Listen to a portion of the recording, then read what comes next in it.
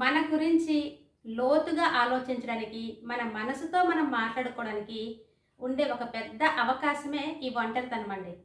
కాబట్టి ఒంటరితనాన్ని ఎప్పుడూ మనం శాపంగా భావించకూడదు. దాన్ని ఒక వరంగా భగవంతుడు మనకిచ్చిన ఎంతో గొప్ప అవకాశంగా భావించాలి. ఒంటరిగా ఉండడంలో ఎన్ని లాభాలో తెలుసా అండి? ముందు మనల్ని మనం తెలుసుకోగలుగుతాం. మనం ఎంతవరకు కరెక్ట్‌గా నడుస్తున్నామో, మన పనుల్ని మనం ఎంతవరకు కరెక్ట్‌గా చేయగలిగామో, ఒకసారి వెనక్కి తిరిగి చూసుకుంటే అన్నీ మనకు అర్థమవుతాయి. పైగా ఒంటరిగా ఉండడం వలన ఆ భగవంతునితో ఎక్కువ టైం గడిపే అవకాశం దొరుకుతుందండి. అన్నిటికంటే ముఖ్యమైనది ముక్తి మార్గం దొరుకుతుందండి. ఇంతవరకు మనం ఏంటంటే పరుగు నడకలతో హడావుడిగా ఇంట్లో పనులు చేసుకుంటూ, మన బాధ్యతల్ని మనం తీర్చుకుంటూ అలా గడిపేశాం.